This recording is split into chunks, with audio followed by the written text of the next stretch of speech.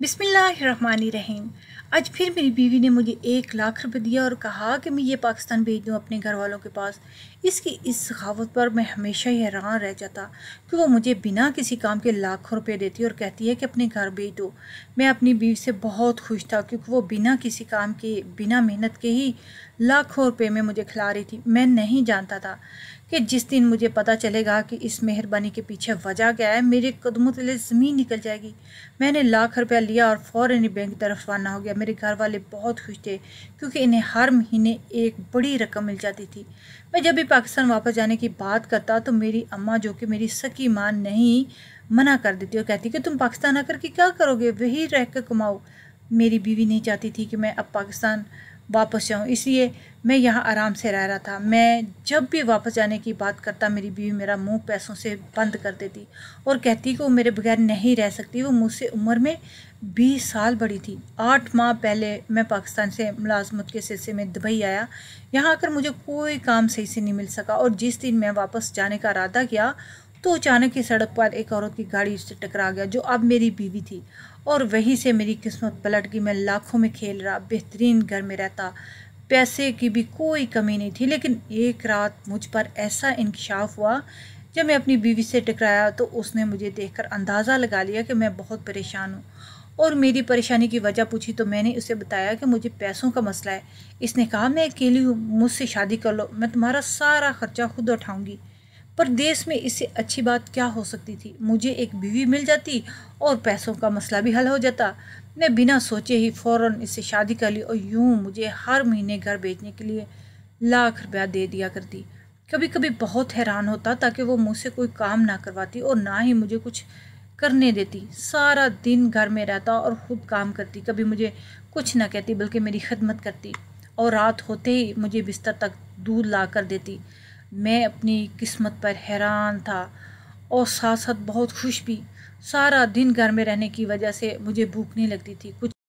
कुछ देर पहले वो रात को दूध का गिलास लेकर आई तो मैंने इसे पीने से मना कर दिया क्योंकि मेरा पेट भरा हुआ था। लेकिन वो ज़िद करने लगी कि मुझे दूध पीना पड़ेगा और जब तक मैं वो पूरा गिलास ख़त्म न कर लिया वो मेरे सर पे खड़ी रही। थोड़ी देर में मुझे नींद आने लगी। अगले दिन भी इसने ऐसा ही किया। मेरे लाख इनकार के बावजूद वो मुझे दूध पिला कर रही। मुझे समझ नहीं आता था वो क्यों ज़बरदस्ती मेरे आगे पीछे दूध पिलाती रहती है। मेरी बीवी उम्र में मुझसे बड़ी थी, मुझे इसकी उम्र से कोई मसला नहीं था। वो बिना किसी काम के मुझे इतने पैसे दे रही थी कि मुझे तो इसकी उम्र और उसके सफ़ेद बाल भी नज़र आने बंद हो गए थे। रात होते ही वो आज भी दूध का गिलास पकड़कर मेरे सामने खड़े थे। मुझे नहीं पीना यार, रोज़ रोज़ पी के मेरा जी मतलाने लगा है। मैं आज बिल्कुल भी दूध पीने के मूड में नहीं था। लेकिन वो एक दफ़ा फिर अपनी ज़िद पर अड़ गई। मैंने कहा ठीक है यहाँ रख दो, मैं अभी पी लेता हूँ। वो मुझे घूरने लगी। मैंने इसे यकीन दिलाया कि मेरी जान मैं पी लूँगा, तुम परेशान ना हो। वो जैसे ही दूध रख के कमरे से निकली मैंने फटाफट से सारा दूध बाथरूम में बहा दिया और वापस अपनी जगह पर लेट गया। मैं जानना चाहता था कि आखिर वो दूध पिलाने पर इतना असरार क्यों करती है। थोड़ी देर बाद जब वो कमरे में आई तो आते उसने दूध का खाली गिलास चेक किया। मैं आंखें बंद किए सोने की भरपूर एक्टिंग कर रहा था। उसने एक नज़र मुझ पर डाली और बिस्तर पर आके बैठ गई और जो कुछ उसने थोड़ी देर बाद किया वो मेरे लिए एकदम गैर यकीनी था। मेरी रूह तक लरज़ उठी जब उसने, हम 2 भाई और 8 बहनें थी। मेरी माँ के सर पर बेटों की शादी की फिक्र सवार थी। हम किराए के घर में रहते और घर में बहुत तंगी थी। एक दिन हमारे जानने वाले एक आदमी ने अम्मा को कहा कि मुझे बाहर के मुल्क भेज देगा और अच्छी आमदनी हो जाएगी और हमारे सारे मसले हल हो जाएंगे। उसने अम्मा से 1 लाख रुपए लिए और मेरी दुबई जाने की सारी कार्रवाई की। अम्मा ने अपनी सारी ज़िंदगी की जमा पूंजी मुझ पे लगा दी और अब वो यही चाहती थी कि मैं दुबई जाते ही इन्हें पैसे भेजना शुरू कर दूं। जब मैं दुबई आया तो मेरे पास कोई नौकरी नहीं थी। मैं हर जगह ख्वार हुआ। जब मैंने वापस आने की बात की तो अम्मा ने मुझे बहुत ज़लील किया। वो नहीं चाहती थी कि मैं वापस आऊँ और ऐसे में मुझे मेरी बीवी मिली जिसे मिलकर मेरी सारी मुश्किल हल होगी। अब मेरी माँ भी मुझसे बहुत खुश थी। मेरी 4 बहनें शादी करके अपने घरों में जा चुकी थी। बीवी मेरे सोते मेरे पास आई और उसने मेरे साथ वो सब किया जो मैं सोच भी नहीं सकता था कि वो 2 घंटे तक मेरे साथ, मैं जो सोने की एक्टिंग कर रहा था, अपनी जगह साकर लेटे हुए था। मुझे डर था कि मैंने अगर सांस भी ज़्यादा ज़ोर से ली तो वो समझ जाएगी कि मैं जाग रहा हूँ। मैंने खुद पे काबू पाए रखा और उसके आगे ऐसे ही पड़ा रहा जैसे सो रहा हूँ। उसने आस्ता आस्ता मेरे करीब आकर मेरी नींद का अंदाज़ा लगाया, मैं कितनी गहरी नींद में हूँ। میں نے ذرا بھی حرکت نہیں کی اور اسے بالکل پتہ نہیں چلا کہ میں نے دودھ پینے کی بجائے پھینک دیا ہے اور میں جاگ رہا ہوں۔ اور اس کے بعد اس نے میری بیوی دبئی میں اکیلی رہتی تھی، وہ بھارت سے دبئی کام کرنے کے سلسلے میں آئی ہوئی تھی، تو پورا گھر بھارت میں تھا۔ وہ کافی سال یہیں کام کرتی تھی اور اپنا گھر چلاتی رہی۔ اس کی اتنی زیادہ آمدنی نہیں تھی کہ وہ اپنی پوری فیملی کے خرچے کے ساتھ ساتھ اپنی اور ان کی خواہشات پوری کر سکے۔ ہر روز اس کے گھر والے اسے فون کرتے اور زیادہ پیسے بھیجنے کے لیے مجبور کر دے۔ اب وہ بہت تنگ آ چکی تھی۔ تین نوکریاں کرنے کے باوجود بھی اپنے گھر والوں کو مطمئن نہیں کر پا رہی تھی۔ ایک دن حالات سے تنگ آ کر اس نے ایک امیر شیخ سے شادی کر لی۔ اس وقت وہ بہت جوان تھی۔ اسی شیخ نے شادی کر کے اسے پیسے سے بھر دیا۔ شیخ کے مرنے کے بعد اس نے مجھ سے شادی کر لی، لیکن مجھے نہیں پتا تھا کہ یہ محض شادی نہیں بلکہ وہ شادی کے بعد ہمارے بچے چاہتی تھی۔ اس لیے مجھے ایک ہاسپٹل میں لے گئی اور ڈاکٹر سے عربی میں کہا، جس کے بعد ڈاکٹر نے مجھے کچھ ٹیسٹ کرنے کو کہا۔ میرے ٹیسٹ کی رپورٹ آ گئی۔ ڈاکٹر نے عربی میں میری بیوی کو کچھ سمجھاتے ہوئے میرے لیے کچھ دوائیاں دے دیں۔ میری بیوی نے مجھے بتایا کہ میرے ساتھ کچھ مسئلہ ہے اور مجھے کچھ وقت تک یہ دوائیاں کھانی ہوگی، اور وہ مجھے روز دوائی کھلاتی۔ میں بھی چاہتا تھا کہ ہمارے بچے ہو جائیں تاکہ وہ مجھے ہمیشہ ایسے ہی اپنے پاس رکھیں۔ مجھے اس عیاشی والی زندگی کی لت لگ گئی تھی۔ بس مجھے اس کے دودھ پلانے کے طریقے پر شک تھا، اس لیے اس رات میں نے دودھ پینے کے بجائے باتھ روم میں پھینک دیا۔ اس وقت تک میں نہیں جانتا تھا کہ اس کا کیا مقصد ہے۔ دودھ نہ پینے کی وجہ سے مجھے نیند بھی نہیں لگتی تھی، اس لیے میں اس راز کو جان سکتا تھا کیونکہ اس نے مجھ سے شادی کی۔ کیوں وہ میرے گھر کا خرچہ اٹھا رہی ہے؟ اگلی صبح اٹھنے کے بعد میں بالکل ظاہر نہیں کیا کہ رات میں جاگ رہا تھا اور مجھے سب کچھ پتہ چل گیا۔ میں بس یہاں سے بھاگنا چاہتا تھا۔ میں اپنی بیوی کے ساتھ ناشتہ کیا اور وہ روز کی طرح اپنے آفس چلی گئی۔ وہ ایک کاروبار چلاتی تھی۔ میں روز اس کے جانے کے بعد کمرے میں آ کر ٹی وی چلا لیتا تھا، لیکن آج میں کمرے میں نہیں آیا۔ مجھے کسی بھی صورت اس بنگلے سے باہر جانا تھا۔ میں اپنی بیوی کے جانے کے بعد خود بھی اپنا پاسپورٹ اور پیسے جیب میں ڈال کر دروازے کی طرف لپکا، لیکن مجھے حیرت کا جھٹکا جب لگا جب گھر کے گارڈ نے مجھے باہر جانے سے روک دیا اور کہا کہ میڈم نے اجازت نہیں دی آپ کہیں باہر نکلیں۔ میں نے گارڈ سے کہا کہ میں صرف قریبی ایک اسٹور تک جانا چاہتا ہوں، لیکن وہ نہیں مانا اور میں بوجھل قدموں سے واپس اپنے کمرے میں آ گیا۔ میرے بھاگنے کا کوئی راستہ مجھے نظر ہی نہیں آ رہا تھا، لیکن کل کی رات کے بعد میرا یہاں رکنا بالکل ممکن نہیں تھا۔ میری بیوی تو میرے ساتھ ہی۔ اس کے آگے سوچ کر میرے رونگٹے کھڑے ہو گئے۔ میرے پاس تو فون بھی نہیں تھا کہ میں گھر بھی اپنی بیوی کے سامنے اس کے فون سے فون کرتا۔ پریشانی کے عالم میں شام ہو گئی۔ مجھے ایسا کوئی طریقہ سمجھ نہیں آ رہا تھا جس کے ذریعے میں یہاں سے بھاگ سکوں۔ شام ہو گئی۔ گارڈ نے شاید اسے میرے باہر جانے کے متعلق بتایا تو آتے ہی پوچھنے لگی میں کہاں جا رہا تھا۔ میں نے اسے بتایا کہ مجھے گھر سے نکلنا ہے، میرا دل نہیں لگ رہا تھا گھر میں۔ اس نے سختی سے مجھے باہر جانے سے منع کر دیا۔ میرے پوچھنے پر اس نے کہا کہ کچھ قانونی مسائل ہیں اور اس کی دشمن بہت ہیں، اس لیے وہ نہیں چاہتی کہ مجھے نقصان ہو۔ میں سچ جاننے کے باوجود بھی اس کے آگے کچھ نہیں کہہ سکا۔ میں اس کے ٹکڑوں پہ پلتا تھا، بلکہ میں ہی کیا، میرا پورا گھر اس کی وجہ سے چل رہا تھا۔ بس مجھے اب یہاں نہیں رہنا تھا۔ میں نے دل ہی دل میں یہاں سے نکلنے کے لیے دعا کی۔ رات پھر وہ دودھ کا گلاس لے کر آئی۔ اب تو میں جان گیا تھا کہ وہ دودھ پلانے کے بعد میرے ساتھ کیا کرنے والی ہے، تو پھر میں کیسے دودھ پی لیتا۔ میں نے آج بھی دودھ لے کر رکھ لیا۔ اب مجھے انتظار تھا کہ وہ کمرے سے نکلے اور میں دودھ پھینک دوں۔ وہ جیسے ہی کمرے سے نکل کر گئی، میں نے دودھ باتھ روم میں پھینک دیا اور گلاس پکڑ کر ایسے بیٹھا تھا جیسے دودھ پی رہا۔ میری بیوی جب واپس آئی تو میرے ہاتھ میں گلاس دیکھ کر مطمئن ہو گئی اور میں پھر سے سونے کی ایکٹنگ کی، اور کچھ ہی دیر بعد وہ میرے قریب آئی۔ کل رات کی طرح آج بھی اس نے گارڈ کی مدد سے مجھے گاڑی میں لٹایا۔ میں آج بھی جاگ رہا تھا، لیکن کچھ نہیں کر سکتا تھا۔ وہ گاڑی میں برابر بیٹھی ہوئی تھی۔ کچھ دیر گاڑی سڑکوں پر دوڑتی رہی اور پھر ایک جگہ جا کے رکی۔ میری آنکھیں بند تھیں، لیکن میں جانتا تھا کہ آج بھی مجھے وہیں لایا گیا جہاں کل لایا گیا تھا۔ میری جان نکل رہی تھی۔ دو آدمی مجھے چادر اوڑھا کر اندر لے گئے تھے۔ آج بھی میرے ساتھ وہی سب ہونے والا تھا۔ میرا دل چاہ رہا تھا کہ میں چیخ چیخ کر اپنی بے بسی پر روں۔ میرے رونے پر بھی کوئی اختیار نہیں تھا۔ میرا ذرا سا ہلنا بھی میرے لیے ایک بڑی مشکل کھڑی کر سکتا تھا۔ میری بیوی مجھ پر لاکھوں روپے خرچ کر چکی تھی، اب وہ کسی بھی صورت مجھے اتنی آسانی سے نہیں چھوڑ سکتی تھی۔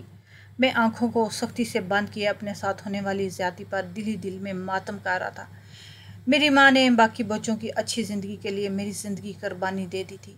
میں نے جب بھی اپنی ماں سے کہا کہ مجھے یہاں کام نہیں مل رہا، میں واپس آ جاؤں، تو وہ ہمیشہ مجھے منع کرتی اور کہتی کچھ بھی کر لو، لیکن وہیں پہ رہ کر پیسے کمانا اور جب شادی کے بعد میں نے اپنی ماں کو ہر مہینے لاکھ روپیہ بھیجا تو اس نے تب بھی مجھ سے نہیں پوچھا کہ اتنا پیسہ کہاں سے آتا ہے۔ آج اپنے گھر کی ضروریات کو پورا کرنے کے لیے میں غیر ملک میں اس طرح پڑا تھا کہ میرے ساتھ میری بیوی وہ کاری تھی جو کوئی دشمن بھی اپنے ساتھ نہیں کرنے دیتا۔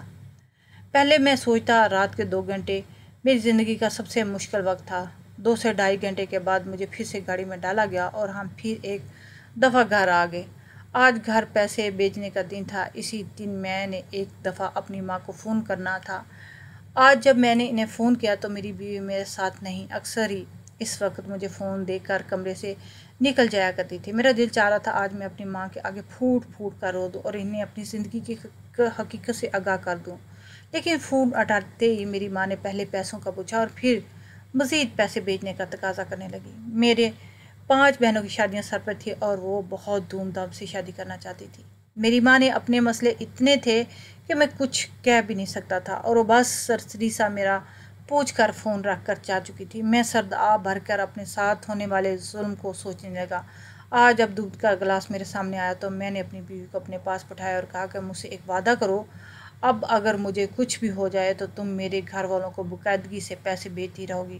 میری ماں اور بہنیں ہر مہینے پیسوں کا انتظار کرتی ہیں، تم میری طرف سے یہ ذمہ داری اٹھا لینا۔ میری بات سن کر وہ کچھ چونک سی گئی، لیکن میں نے اس پر کچھ بھی ظاہر نہیں کیا کہ میں سب کچھ کہہ رہا ہوں۔ اس نے مجھ سے وعدہ کر لیا اور پوری زندگی میرے گھر پیسے بھیجنے کے لیے پابند کر لی گئی۔ وہ مجھ سے جاننا چاہتی تھی میں ایسا کیوں پوچھ رہا ہوں، لیکن میں نے اسے نہیں بتایا۔ میں اس کی اصلیت جان چکا تھا۔ میں نے دودھ کا گلاس آج اس کے سامنے پورا خالی کر دیا۔ میں خود کو بھی سو جانا چاہتا تھا، اب میں اور اذیت برداشت نہیں کر سکتا تھا۔ مجھے لگ رہا تھا کہ اب زندہ نہیں رہ سکوں گا۔ یہ رات میری زندگی کی آخری رات تھی اور اسے میں نے اپنی مرضی سے چنا، کیونکہ میری زندگی سے زیادہ میری موت اس کے لیے فائدہ مند ثابت ہوتی۔ اماں بھائی کا فون آ رہا ہے۔ میں فون لے کر اماں کے کمرے کی طرف بھاگ گیا۔ اماں بھائی سے کہہ دو کہ اگر میری شادی کی رقم زیادہ نہیں بھیج سکتے تو ہم سے بات کرنے کی ضرورت نہیں۔ میں نے امی کو فون اٹھانے سے پہلے ہی میں نے اپنی بات کہہ دیا۔ اماں نے جیسے فون اٹھایا تو آگے کسی نے اماں کو بھائی کے مرنے کی خبر سنائی اور ساتھ ہی بتایا کہ اب ہر مہینے ہم لوگوں کو 1 لاکھ کی بجائے 2 لاکھ ملیں گے۔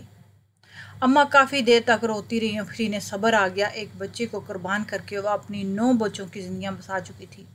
پھر انہیں صبر آ گیا۔ کیا اماں نے آنسو پونچھ لیے تھے؟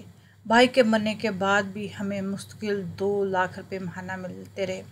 اس رات جب میری بیوی میرے پاس آئی تو اس نے مجھے اپنے گارڈ کے ذریعے اٹھا کر گاڑی میں ڈالا اور کچھ دیر بعد ہم ایک عمارت میں تھے جو شاید ایک ہسپتال تھا، ایک چھوٹا سا شہر سے ہٹ کر بنا ہوا ہسپتال۔